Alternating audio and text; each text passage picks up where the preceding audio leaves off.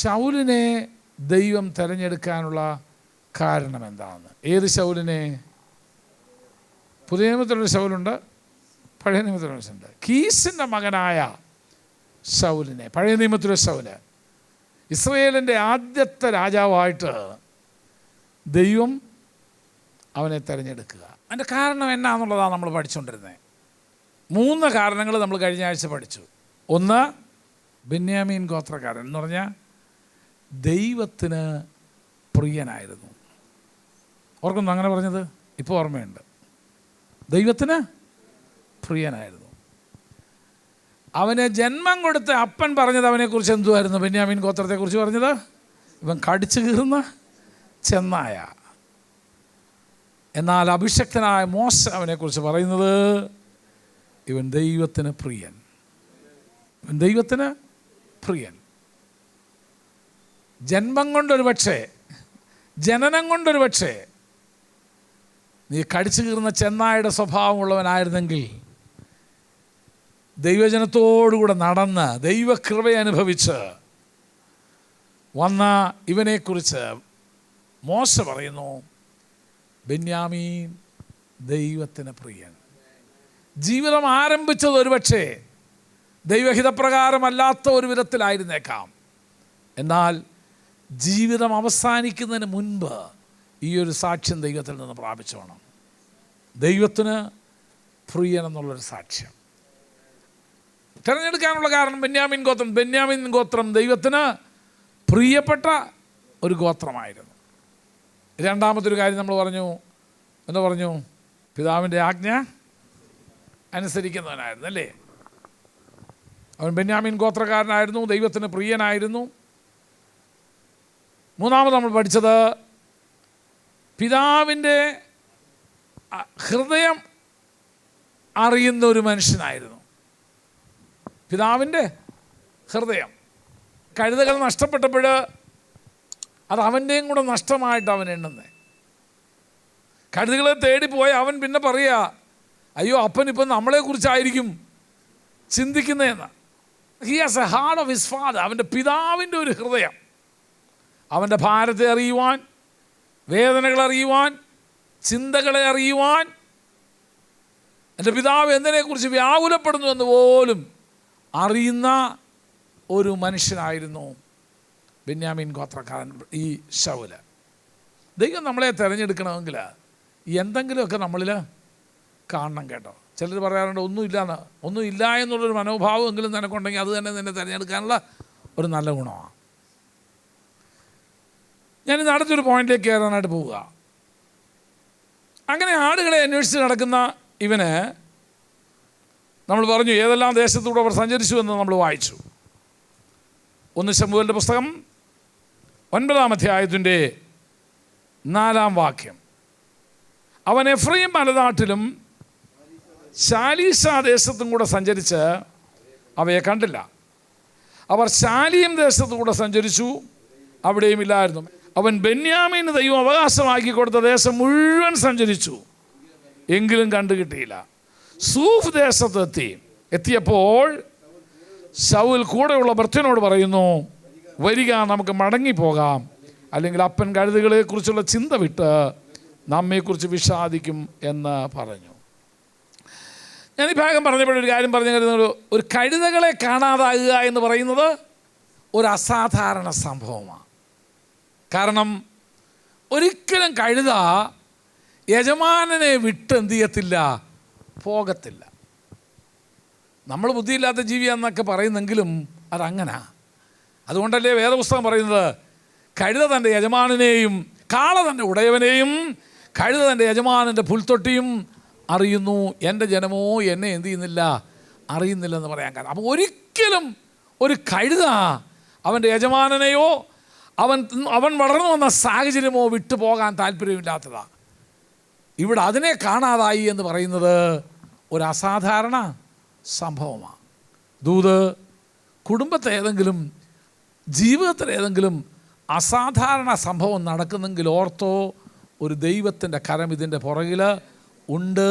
ഇതെന്തുകൊണ്ടെന്ന് ആരായുന്നത് ഏറ്റവും നല്ലതാണ്.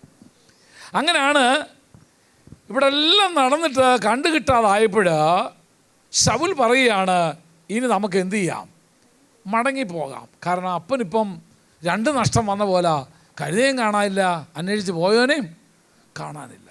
ചിലത് അങ്ങനെയുണ്ട്, കഴുതയും കാണാനില്ല, കഴുതയെ അന്വേഷിച്ച് പോയ ആളെയും കാണാനില്ല, ഇനി അയാളെ അന്വേഷിക്കാൻ വേറെ ആളെ വിടേണ്ട ഗതികേടായിരിക്കുക ഇപ്പോഴ്. പോട്ടെ, അവിടെയും ഞാൻ തൊടുന്നില്ല, ഞാൻ മുമ്പോട്ട് പോകാം. അങ്ങനെ പറഞ്ഞപ്പോൾ അത് അവരുടെ അപ്പൻ്റെ ഹൃദയത്തെക്കുറിച്ച് അറിയാവുന്ന ശൗലാണ് ഈ കാര്യം പറയുന്നത്. ആ ഭാഗം കഴിഞ്ഞ് അടുത്ത പോയിന്റിലേക്ക് നമ്മൾ വരിക. അതിന് അവൻ ആരാ?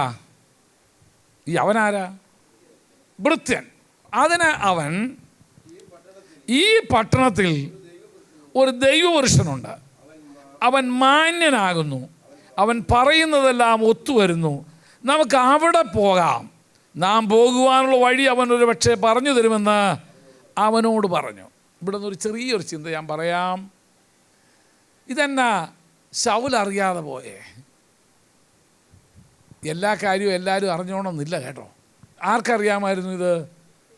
ഭൃത്യൻ അറിയായിരുന്നു. എങ്ങനെ അവൻ ഇത്രയും അറിഞ്ഞേ? പലപ്പോഴും അങ്ങനെ ആണല്ലോ, നമ്മളറിയാത്ത പലരും ആരും അറിയും? ഭൃത്യന്മാരറിയും. അതും ദൂതാ. സാറ് ഇതുവരെ അറിഞ്ഞ് കാണത്തില്ല, പക്ഷെ ആരറിഞ്ഞു? വീട്ടുകാരിതുവരെ അറിഞ്ഞില്ല, അമ്മ ഇതുവരെ അറിഞ്ഞില്ല, അപ്പൻ ഇതുവരെ അറിഞ്ഞില്ല. ബാക്കി എല്ലാവരും ഈ വിഷയം അങ്ങനെയല്ലോ. ഓർമ്മയുണ്ടാവല്ലോ സംഭവങ്ങൾ അറിഞ്ഞത്? ഉണ്ട്. ഭൃത്യൻ അറിയുന്നു, ഒരു കാര്യം അറിയുന്നു. എന്തോ അറിയുന്നു? ഈ പട്ടണത്തിൽ ഒരു പ്രവാചകനുണ്ട്. ശരി, ശൗലിൻ്റെ അടുത്തൊരു ക്യാരക്ടറാണ് നമ്മളിവിടെ കാണുന്നത്. അവൻ എന്തോ പറഞ്ഞു? നമുക്കിവിടെ ഒരു ദൈവവൃത്തനുണ്ടോ, അവൻ്റെ അടുക്ക് പോകേണ്ട വഴി നമുക്ക് കാണിച്ചു തരുമെന്ന് പറഞ്ഞു. അതിന് ശൗൽ തൻ്റെ ഭൃത്യനോട്, ശരി, ലെറ്റ്സ് ഗോ, നമുക്ക് പോകാം. ഞാനൊരു കാര്യം പറയട്ടെ, ജീവിതത്തിൻ്റെ പ്രതിസന്ധികൾ വരുമ്പോൾ ദൈവാലോചന എന്തെന്ന് കേൾക്കാനൊരു മനസ്സ് വേണം. ഇപ്പോൾ ഒരു വലിയ പ്രതിസന്ധി വന്ന് നിൽക്കുക, എൻ്റെ ഭാഷയിൽ പറഞ്ഞാൽ അവർക്കറിയാവുന്ന പണിയെല്ലാം നോക്കി ഈ പ്രശ്നത്തിൽ നിന്ന് വിടുതൽ കിട്ടാനായിട്ട്, ഈ വിഷയം എവിടെയാണെന്ന് അറിയാൻ വേണ്ടിയിട്ട്. പക്ഷെ കിട്ടിയില്ല. നമ്മുടെ ഭാഷ പറഞ്ഞ പോലെ പഠിച്ച പണി 18 നോക്കിയിട്ടും ഒരു രക്ഷയും ഇല്ലെങ്കിൽ എന്തു ചെയ്യണമെന്നറിയാമോ? ദൈവമുഖത്തേക്കൊന്ന് നോക്ക്. എന്താ ഇതിങ്ങനെ വരുന്നേ? എന്താ ഇതിങ്ങനെ സംഭവിക്കുന്നേ? എന്തുകൊണ്ടാണ് എൻ്റെ ജീവിതത്തിൽ ഇങ്ങനെ വന്നേക്കുന്നേ? ഭൃത്യൻ ആലോചന പറഞ്ഞു കൊടുത്തു. അതിന് കീഴ്പ്പെടാനൊരു മനസ്സ്.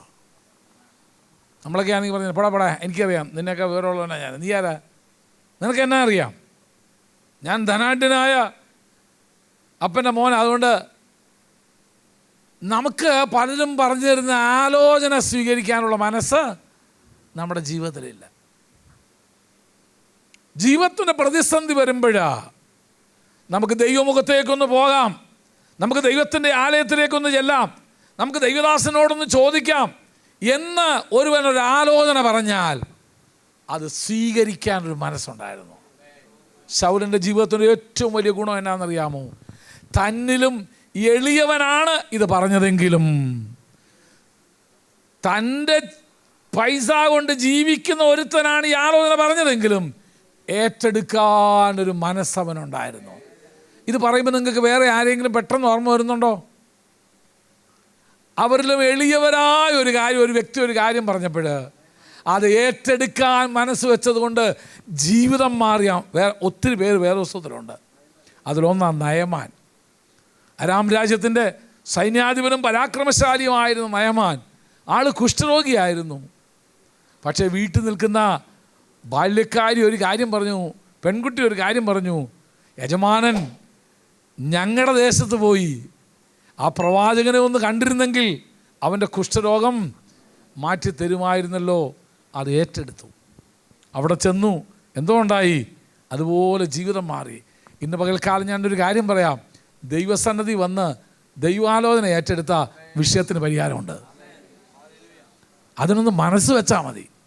ദൈവം ഇന്ന് പലർക്കും അതല്ലേ കഴിയാത്ത കാര്യം. എന്നാ? അവരുടെ പ്രതാപോധന സമ്മതിക്കുന്നില്ല. ശൗൽ ആരാന്ന് പറഞ്ഞ്? ബെന്യാമിൻ ഗോത്രത്തിൽ ധനാഢ്യനായ ഒരുവൻ്റെ മകനാ. അവന് പ്രവാചകൻ്റെ അടുക്ക ചെല്ലുക എന്ന് പറഞ്ഞാൽ നാണക്കേടാ അല്ലേ? ഞാനൊരു കാര്യം പറയാം, ദൈവസന്ധി കടന്നു ചെന്ന് ദൈവാലോചന ഏറ്റെടുത്ത് അതനുസരിച്ച് ജീവിതം നയിക്കാമോ? വിടുതൽ ഉറപ്പാ. അപ്പോഴാ ശൗലിൻ്റെ ഒരു വലിയ ഗുണം എന്നാണെന്നറിയാമോ? ദൈവാലോചനയ്ക്ക് മുമ്പിൽ കീഴ്പ്പെടാനുള്ള ഒരു മനസ്സുള്ളവനായിരുന്നു. നമ്മൾ എത്ര നാളുകൊണ്ട് കേൾക്കുന്നു ദൈവാലോചനകൾ, അല്ലേ? നമുക്കിപ്പോഴും കീഴ്പ്പെടാൻ എന്തെല്ലാം കാര്യങ്ങൾ ദൈവം പറഞ്ഞു. നമ്മൾ പറയുമ്പോൾ എന്തോ പറയും, അത് എനിക്കിട്ട് കുത്തിയതാ, എനിക്കിട്ട് വെട്ടിയതാ. ചിലത് പറഞ്ഞതിന് ചിലർക്ക് വെട്ടിയതായിട്ട് പിന്നെയും തോന്നുന്നതുകൊണ്ട് ചില വാക്കുകളൊക്കെ ഞാൻ പിന്മാറുക, അല്ലേ? അത് എനിക്കിട്ട് തന്നെ പാസുന്ന പണി തന്നതാ. എൻ്റെ കുഞ്ഞെ, ദൈവാലോചന മുമ്പിൽ വിധേയപ്പെട്ടാൽ, കേട്ടനുസരിക്കുന്നെങ്കിൽ ദേശത്തെ നന്മ അനുഭവിക്കാം. ഇല്ലെങ്കിലോ, മറുത്ത് മത്സരിക്കുന്നെങ്കിലോ. അപ്പോൾ ശൗലിൻ്റെ ജീവിതത്തിലെ അടുത്ത ഗുണമെന്ന് പറയുന്നത് ദൈവാലോചനയുടെ മുൻപിൽ, പ്രതിസന്ധിയുടെ മുൻപിൽ ദൈവമുഖം അന്വേഷിക്കുവാനും ദൈവാലോചനയുടെ മുൻപിൽ കീഴ്പ്പെടുവാനും അവൻ മനസ്സ് വെച്ചു.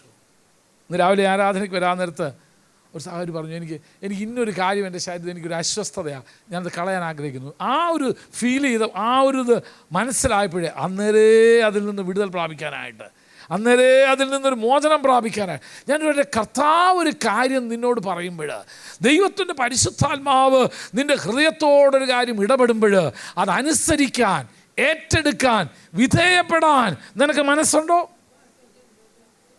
അതോ അതിന് മറുമരുന്ന് കണ്ടുപിടിക്കുകയാണോ നീ? മറുന്യായം പറഞ്ഞിരിക്കും. വേറെ ദിവസത്തിൽ അങ്ങനെയും പറഞ്ഞിട്ടുണ്ടല്ലോ, അങ്ങനെയും പറഞ്ഞിട്ടുണ്ട്.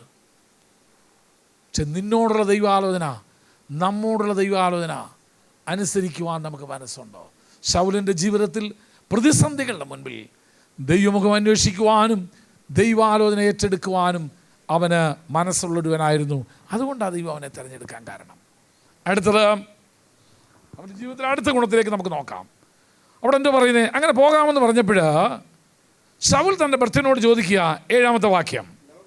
ശൗൽ തൻ്റെ ഭൃത്യനോട് ചോദിക്കുക, നാം പോകുന്നുവെങ്കിൽ ആ പുരുഷന് എന്താകുന്നു കൊണ്ടുപോകേണ്ടത്? What does it mean? അതിൻ്റെ അർത്ഥം എന്നാ? ദൈവദാസന്മാരെ മാനിക്കുന്ന ഒരു മനുഷ്യനായിരുന്നു അദ്ദേഹം. നമുക്ക് തോന്നുന്നു ഇതൊക്കെ നിസ്സാരമാണെന്ന്. അല്ല, ഇതൊക്കെ ദൈവം നീതിയായി കണക്കിടുന്ന വിഷയങ്ങളാണ്. കർത്താവ് പറഞ്ഞത് കേട്ടോ, എൻ്റെ നാമത്തിൽ ഒരു പാനപാത്രം വെള്ളമെങ്കിലും കൊടുത്താൽ ഞാനതിന് പ്രതിഫലം തരാതിരിക്കത്തില്ലെന്നാണ് പറഞ്ഞേ. അപ്പോൾ ഞാൻ ടി ജി ഉമ്മച്ചൻ്റെ വാക്ക് കടമെടുക്കുകയാണ്. പഴയ പെന്തക്കോസ്തയിലെ ആദ്യമകാലത്ത്. അപ്പോൾ ആ വെള്ളത്തിനകത്ത് ലേശം കാപ്പിപ്പൊടിയും ലേശം പഞ്ചാരം കൂടി ഇട്ട് കൊടുത്താലോ? കൊടുക്കണം എന്നല്ല ഞാനീ പറഞ്ഞത്. ഞാൻ പറഞ്ഞ ആശയം മനസ്സിലായോ? കേവലം ഒരു ഗ്ലാസ് വെള്ളം കൊടുക്കുന്നവനെ ദൈവം മറന്നു കളയത്തില്ലെങ്കിൽ, അതിന് പ്രതിഫലം കൊടുക്കുന്ന ദൈവമാണെങ്കിൽ മാനിക്കുന്നവരെ മാനിക്കുന്നൊരു ദൈവമുണ്ട്. വിശുദ്ധ വേദപുസ്തകം പറയുന്നു, എന്നെ മാനിക്കുന്നവനെ ഞാൻ മാനിക്കും. ശൗലിൻ്റെ ജീവിതത്തിൽ ആയുസ്സിൽ കാണാത്തൊരു ദൈവദാസനെ അടുക്കലായി പോകുന്നത് കേട്ടോ. ഇപ്പം ഇതുവരെ എന്ത് ചെയ്തിട്ടില്ല, കണ്ടിട്ടില്ല. എൻ്റെ ജീവിതത്തിലെ അനുഭവങ്ങൾ ഞാൻ ഒത്തിരി പറയാം. പരിചയമുള്ളവർ വന്നാൽ നമ്മളവരെ വേണ്ട പോലെ എന്ത് ചെയ്യും? മാനിക്കും. കാരണം നമുക്ക് പരിചയമുള്ള ഒരാളാണ് വരുന്നത്. പരിചയമില്ലാത്തൊരാൾ വന്നാലോ നമ്മൾ തിരിഞ്ഞു നോക്കത്തില്ല. വയറുവേദനയാന്ന് പറഞ്ഞൊരു കിടപ്പ് കിടക്കും അവിടെ. അതൂതാ അന്ന് അതേ വയറ്റുവേദനയുടെ അന്ന് ആങ്ങളയുടെ വീട്ടിൽ നിന്ന് വല്ലവരും തരട്ട്, എൻ്റെ അപ്പ അവൻ എൻ്റെ കാലുകളെ മാൻപേയുടെ കാൽക്ക് പോലെ തുല്യമാക്കുന്നുള്ളൂ. അതിന് അന്നേരം ശരിയാകുന്ന കാണാം നമുക്ക്. അതെ, എന്നാൽ ഒരു പരിചയമില്ലാത്തൊരു ദൈവദാസന് വഴിയെ പോകാൻ നേരത്ത് നിൻ്റെ വീട്ടിൽ കയറി വന്നാൽ ഒരുപക്ഷെ കണ്ണിന് പിടിച്ച് കാണത്തില്ല, അല്ലേ? വിശുദ്ധ വേദപുസ്തകം പറയുന്നു, അങ്ങനെ നിങ്ങളിൽ ചിലർ അറിയാതെ ദൈവദൂതന്മാരെ പോലും സൽക്കരിച്ചിട്ടുണ്ടല്ലോ. ഒരു ദൈവദാസൻ നിൻ്റെ ഭവനത്തിൽ കയറി വരുമ്പോൾ അവനെ സൽക്കരിക്കേണ്ടവണ്ണം സൽക്കരിക്കാനായിട്ട് നാം പഠിച്ചു കഴിഞ്ഞാൽ, നമ്മുടെ തലമുറയെ പഠിപ്പിച്ചാൽ, അതവർക്ക് നീതിയായി ദൈവം കണക്കെടുത്ത ദൈവമാണ്. ഇവിടെ നോക്കുക, ശൗല് പോകുന്നത് ഇതുവരെ ഒരു പരിചയമില്ലാത്തൊരുത്തൻ. ആരാണ്ടൊരുത്തൻ പറഞ്ഞു അത്രേ, ഇവിടെ ഒരു ദൈവദാസൻ താമസിക്കുന്നുണ്ട്, അവൻ പറയുന്നതൊക്കെ ഒത്തു വരുന്നൊരു മനുഷ്യനാണ്, നമുക്ക് അവൻ്റെ അടുക്കൽ പോകാം ഈ പ്രതിസന്ധിയുടെ മുൻപിൽ എന്ന് പറയുമ്പോൾ എടുത്ത വായി ചോദിച്ച എന്നാ അവന് കൊടുക്കാൻ നമ്മുടെ പക്കൽ എന്തോ ഉണ്ട്, അല്ലേ? അങ്ങനല്ലേ വായിക്കുന്നേ, അല്ലേ? നാം പോകുന്നുവെങ്കിൽ ആ പുരുഷൻ എന്താകുന്നു നമുക്ക് കൊണ്ടുപോകേണ്ടത്? നമ്മുടെ ഭാണ്ഡത്തിലെ അപ്പമൊക്കെ തീർന്നല്ലോ. ദൈവപുരുഷനെ കൊണ്ടു ചെല്ലുവാൻ സമ്മാനമില്ലല്ലോ, നമുക്ക് എന്തുള്ളൂ എന്ന് ചോദിച്ചു. ഭൃത്യൻ ശൗലിനോട്, എൻ്റെ കയ്യിൽ 1/4 ശേക്കൽ വെള്ളിയുണ്ട്. നമ്മുടെ കയ്യിലുള്ളത് എന്തുവാ നമ്മൾ ഇതുവരെ വെളിപ്പെടുത്തില്ലല്ലോ. നിങ്ങളാന്ന് വിചാരിക്കുക, ആ സാഹചര്യത്തിൽ നിങ്ങൾ ആരെങ്കിലും പറയും എൻ്റെ കയ്യിൽ 1/4 ശേക്കൽ വെള്ളിയുണ്ടെന്ന്?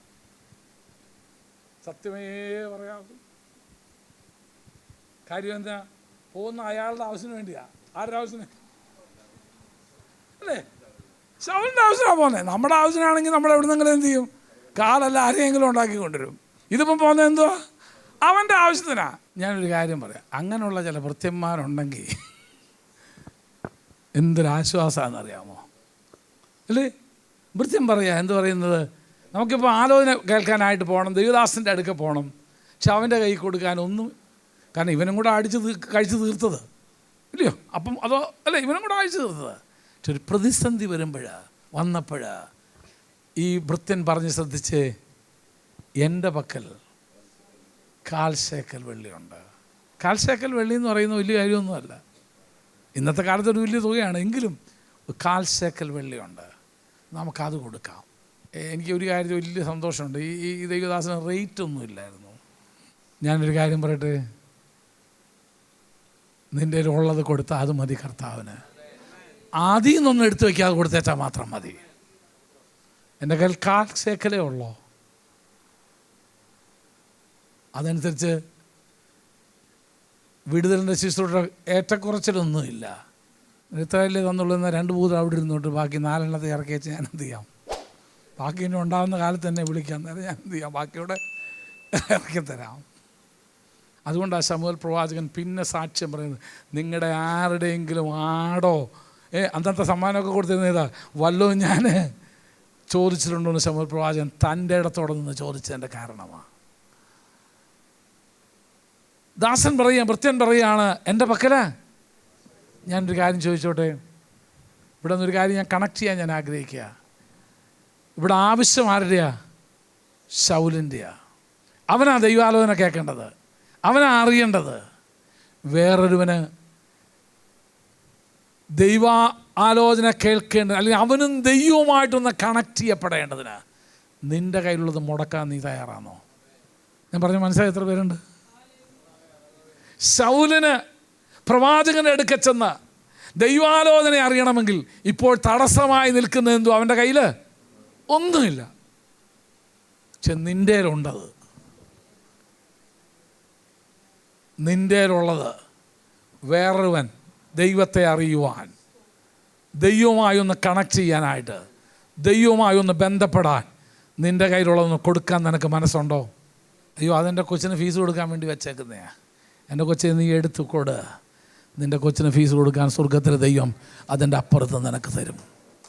എൻ്റെ കയ്യിലിരിക്കുന്നത് ഒരു വ്യക്തി യേശുവിനെ അറിയേണ്ടതിന്, ഒരു വ്യക്തി ദൈവവുമായി ബന്ധപ്പെടേണ്ടതിന്, ഒരു വ്യക്തി യേശുവിൻ്റെ വചനം കേൾക്കേണ്ടതിന്, പ്രവാചകനുമായി ഒന്ന് കണക്ട് ചെയ്യപ്പെടാനായിട്ട് എൻ്റെ കയ്യിലുള്ളത് അതിന് സഹായകമായി തീരുമെങ്കിൽ ഞാനത് വിട്ടുകൊടുക്കാൻ തയ്യാറാണ്. പുതിയ നിയമത്തിൽ ഞാൻ ഒരു ഉദാഹരണം പെട്ടെന്ന് കൊണ്ടുവരാം. വിശന്നിരിക്കുന്നൊരു പുരുഷാരം, ആയിരക്കണക്കിന് പുരുഷാരം, അത്ഭുതം പ്രവർത്തിക്കാൻ തയ്യാറായി നിൽക്കുന്ന യേശുവിന് 5 അപ്പവും 2 മീനും കിട്ടിയാൽ മതി ഇത്രയും പേരുടെ ആവശ്യങ്ങളെ നിറവേനായിട്ട്.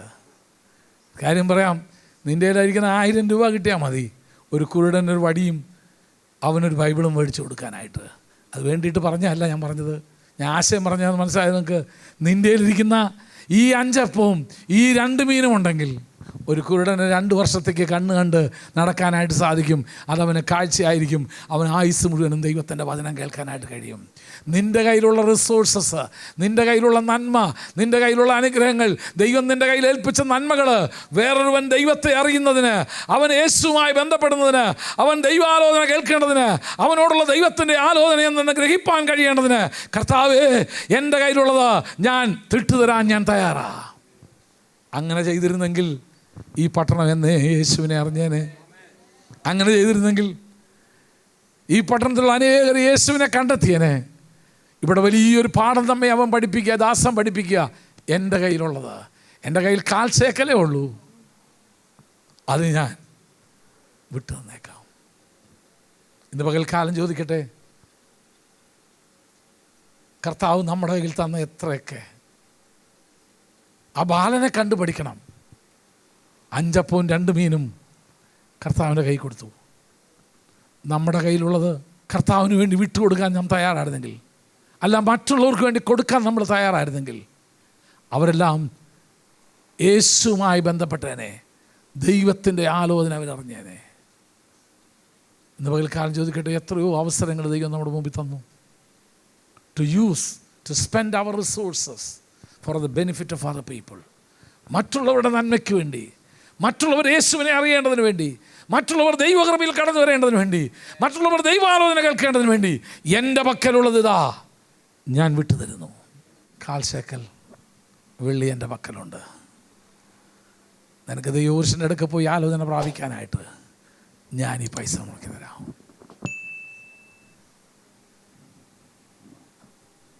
ജീവിതത്തിൽ ദൈവം തന്ന നന്മ ആരുടെയെങ്കിലും ഒരു ആശ്വാസത്തിന് വേണ്ടി, ആരുടെയെങ്കിലും ഒരു ആശ്വാസത്തിന് വേണ്ടി. നീ അറിയുന്നില്ല ആവശ്യക്കാരെത്ര പേരുണ്ടെന്ന്. നിനക്കറിയത്തില്ല. പഠിക്കാൻ ആഗ്രഹിച്ചിട്ട് നിവൃത്തിയില്ലാത്ത എത്രയോ കുഞ്ഞുങ്ങൾ, ഫീസ് കൊടുക്കാൻ പറ്റാത്ത എത്രയോ കുഞ്ഞുങ്ങൾ നമ്മുടെ കൂട്ടായ്മയിലുണ്ട്. അവരാരോടും പറയുന്നില്ലെന്നേ ഉള്ളൂ. ഒരു പിതാവിനോട് പറയുന്ന പോലെ ഒരു പക്ഷേ അവർ വന്ന് എന്നോട് പറയൂ കാര്യങ്ങളെല്ലാം. കാരണം അവരുമായിട്ട് അങ്ങനത്തെ ഒരു റാപ്പോർട്ട് ബന്ധം ഞാൻ പുലർത്തുന്നുണ്ട്. പലരും എന്നെ അപ്പച്ചാന്നാണ് വിളിക്കുന്നത്, പലരും എന്നെ പപ്പാന്നാണ് വിളിക്കുന്നത്. വേറൊന്നും കൊണ്ടല്ല. പാസ്റ്റപ്പച്ചാന്ന് വിളിക്കുന്നവരുണ്ട്, പല രീതിയിൽ വിളിക്കുന്നവരുണ്ട്. ദാസൻ പറയുക, എൻ്റെ പക്കൽ കാൽശേക്കൽ വെള്ളിയുണ്ട്, നിനക്ക് ദൈവപുരുഷൻ്റെ അടുക്കൽ പോകാനായിട്ട് ഞാനത് ചിലവാക്കിക്കോളാം.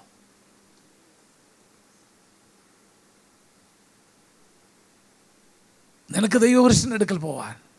കാരണം അദ്ദേഹം ദൈവാലോചന പറഞ്ഞു തരും. നമ്മൾ പോകേണ്ട വഴി നമുക്ക് കാണിച്ചു തരും. നമ്മുടെ ജീവിതം ഇങ്ങനെ കിടന്ന് അലഞ്ഞു തിരിയേണ്ട ആവശ്യമില്ല. നിനക്ക് ദൈവപുരുഷൻ്റെ അടുക്കൽ പോകേണ്ടതിന് എൻ്റെ പക്കലുള്ള കാൽശേക്കൽ നമുക്കവന് കൊടുക്കാം.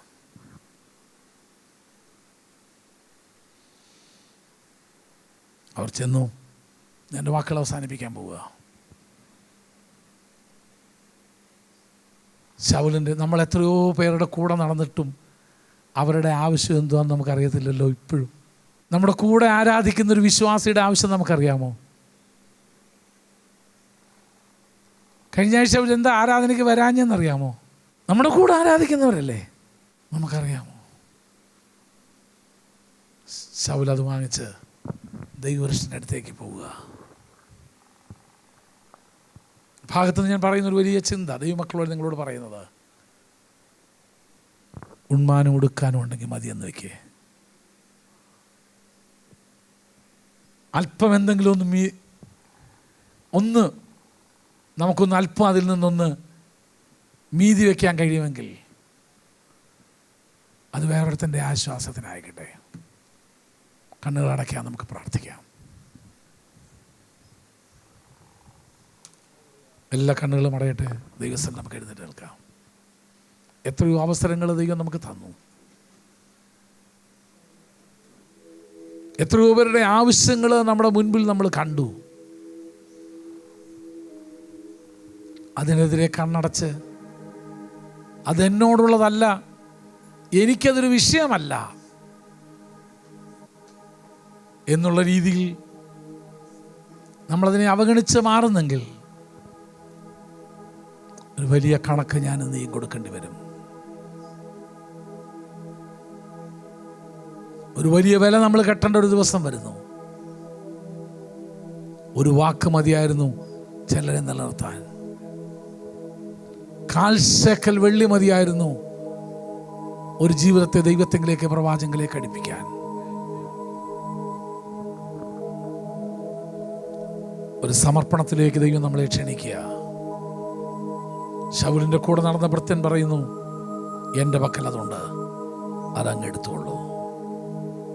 പിതാവേ, ഞങ്ങളുടെ പരിശുദ്ധ പിതാവേ, ഞങ്ങളുടെ ജീവിതത്തിൽ അവിടുന്ന് നൽകി തന്ന എല്ലാ നന്മകൾക്കായി സ്തോത്രം. ഞങ്ങളുടെ പ്രതിസന്ധികളുടെ മുൻപിൽ അങ്ങയുടെ മുഖം അന്വേഷിക്കുവാൻ, അങ്ങയുടെ മുഖം അന്വേഷിക്കുവാൻ ആഗ്രഹിക്കുന്നവരെ അങ്ങയുടെ സന്നിധിയിലേക്ക് കൊണ്ടുവരുവാൻ ഞങ്ങളാവുന്നത് ചെയ്യുവാൻ തക്കൊണ്ട് ഇന്ന് ഞങ്ങളെ ബുദ്ധി ഉപദേശിച്ചതിനായി സ്തോത്രം. എത്രയോ അവസരങ്ങൾ ഞങ്ങൾ പാഴാക്കി കളഞ്ഞു, എത്രയോ അവസരങ്ങൾ ഞങ്ങൾ കണ്ടില്ല എന്ന് നടിച്ചു. എന്നാൽ ഇന്ന് ഞങ്ങളൊരു തീരുമാനമെടുക്കുന്നു. ഞങ്ങളുടെ പക്കലുള്ള കാൽച്ചേക്കൽ അനേകരുടെ രക്ഷയ്ക്ക് കാരണമായിരിക്കുന്ന ദൈവിക പദ്ധതിയിലേക്ക് അവരെ നടത്തുവാൻ ഞങ്ങൾ ഉപയോഗിക്കും. ജനത്തോട് സംസാരിച്ചതിനായിട്ട് സ്തോത്രം, ഇടപെട്ടതിനായിട്ട് സ്തോത്രം. മഹത്വം സ്തുതി അങ്ങേക്ക് അർപ്പിക്കുന്നു, യേശുവിൻ നാമത്തിൽ തന്നെ.